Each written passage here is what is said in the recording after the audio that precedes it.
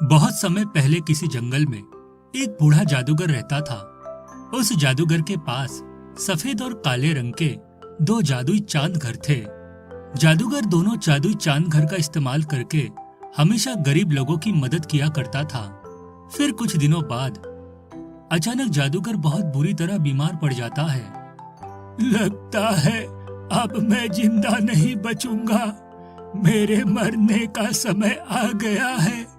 देखो, मेरे मरने के बाद तुम दोनों इसी तरह गरीब और लाचार लोगों की मदद करते रहना।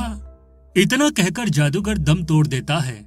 जादूगर के मरने के बाद सफेद चांद को बहुत दुख होता है, लेकिन काला चांद खुशी से नाचने लगता है। देखो, हमारे मालिक का हुक्म याद रखना, हमें हमेशा गरीब लोगों की सहायता करनी है। ये बुढ़ा मर गया, इस बात की मुझे बहुत खुशी है।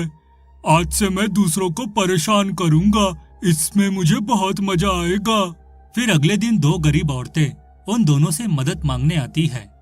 कल रात तेज बारिश की वजह से मेरा घर टूट गया है, मुझ पर दया करके कुछ पैसे दे दो।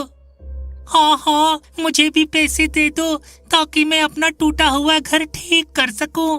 देखो बहनों, मैं तो सिर्फ अनाज प्रकट करने की शक्ति रखता हूँ, लेकिन ये काला चांद घर जितने चाहे उतने पैसे प्रकट कर सकता है। हाँ, इसने बिल्कुल सही कहा। मैं ढेर सारे पैसे प्रकट कर सकता हूँ, लेकिन मेरी एक शर्त है, तुम दोनों को आपस में लड़ाई करनी होगी। जो औरत जीतेगी मैं उसे माला माल कर दूंगा। दोनों औरतों के सामने कोई रास्ता नहीं था, इसलिए वह दोनों काले चांद को खुश करने के लिए आपस में लड़ाई करने लगती है। मेरे बाल, वही माँ मर गई रे, मेरी टांग टूट गई, मुझे बहुत दर्द हो रहा है। दोनों औरतों को लड़ते देख काला चांद घर बहुत खुश होता है। देखो, ये सब गलत बात है, तुम इन मासूम औरतों की मजबूरी का फायदा उठा रहे हो। मैं बहुत बुरा बन गया हूँ, बुरे काम करके मुझे बहुत खुशी मिलती है, इसलिए तू अपनी बकवास बंद कर और मुझे लड़ाई का मजा लेने दे। देखते ही देखते दोनों औरतें बुरी तरह घायल होकर जमीन पर गिर पड़ती है। अरे, तुम दोनों तो घायल होकर गिर पड़ी, मुझे बिल्कुल मजा नहीं आया, इसलिए मैं तुम दोनों को पैसे नहीं दूंगा। चलो भागो यहाँ से।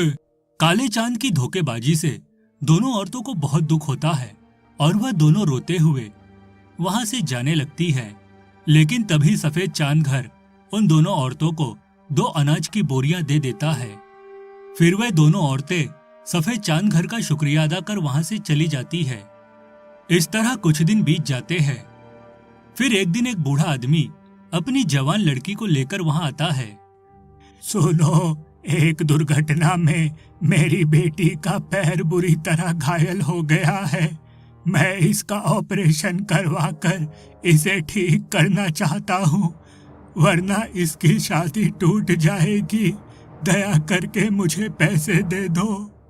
सुन बुड्ढे, अगर तुझे पैसे चाहिए तो तुझे मेरे सामने डांस करके दिखाना होगा, उसके बाद मैं तुझे पैसे दूंगा। मजबूर होकर बूढ़ा वहां डांस करने लगता है, लेकिन थोड़ी ही देर में थकान के मारे वह गिरकर बेहोश हो जाता है। पिताजी, उठिए पिताजी, आपको क्या हो गया? सुन लड़की, तेरे बाप को तो बिल्कुल डांस करना नहीं आता, इसलिए अब मैं तुझे पैसे नहीं दूंगा। चल अपने बाप को उठा और निकल जा यहाँ से। तुम बहुत बुरे हो, देख लेना, एक दिन तुम्हें तुम्हारे बुरे कर्मों की सजा जरूर मिलेगी। उसके बाद वह लड़की अपने पिता को उठाकर वहां से चली जाती है। इस तरह कुछ दिन बीत जाते हैं। फिर एक दिन जंगल के पास वाले गांव में बहुत तेज भूकंप आता है, जिस वजह से लोगों के घर टूटकर तहस नहस हो जाते हैं। वह सभी लोग मदद के लिए दोनों चांद घर के पास आते हैं। हमारी मदद करो, भूकंप की वजह से हमारा पूरा गांव बर्बाद हो गया है, हम पर दया करो। देखो, तुम सबको इस तरह रोते गिड़गिड़ाते देख मुझे बहुत मजा आ रहा है, इसलिए मैं तुम्हें पैसे नहीं दूंगा, बल्कि तुम लोगों की मजबूरी देखकर खूब हंसूंगा। ऐसा मत कहो, हम सब बहुत मुसीबत में हैं, ये देखो, हमारे छोटे छोटे बच्चे हैं, इन पर तो दया करो। बेकार की बातें करके मेरा दिमाग खराब मत करो, वरना अच्छा नहीं होगा। ये काला चांद बहुत बुरा है, ये कभी किसी की मदद नहीं करता। तुम सब बेकार में इससे बहस मत करो। देखो, मैं तुम्हें पैसे तो नहीं दे सकता, लेकिन हाँ, ढेर सारा अनाज दे सकता हूँ, जिसकी मदद से तुम सबकी भूख शांत हो जाएगी।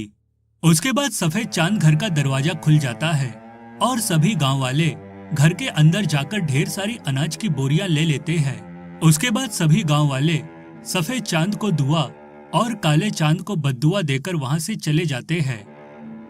देखते ही देखते कुछ दिन बीत जाते हैं। फिर एक दिन उस जंगल में तेज तूफान आता है। तूफान इतना खतरनाक था कि वह दोनों चांद अपनी जगह से लुढ़कते हुए पहाड़ की चोटी पर जा पहुंचते हैं। दोनों चांद पूरी ताकत लगाकर अपने आप को बचाने की कोशिश करने लगते हैं। तभी वहां से गुजर रहे कुछ गांव वालों की नजर उन पर पड़ती है।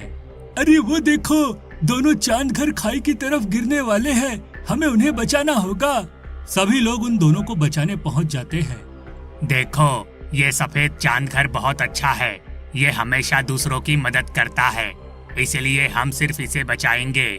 उसके बाद सभी लोग सफेद चांद घर पर रस्सी बांधकर उसे खींचते हुए पहाड़ी की चोटी से दूर ले जाते हैं। अरे तुम सबने उसे तो बचा लिया, अब मुझे भी बचाओ, वरना मैं खाई में गिर जाऊंगा। तू बहुत बुरा और दुष्ट चांद है, तूने हमेशा दूसरों की मजबूरी का फायदा उठाया है, इसलिए हम तुझे नहीं बचाने वाले। फिर सभी गांव वाले उस काले चांद को धक्का देकर खाई में गिरा देते हैं। हाय, मर गया रे, कोई बचाओ मुझे।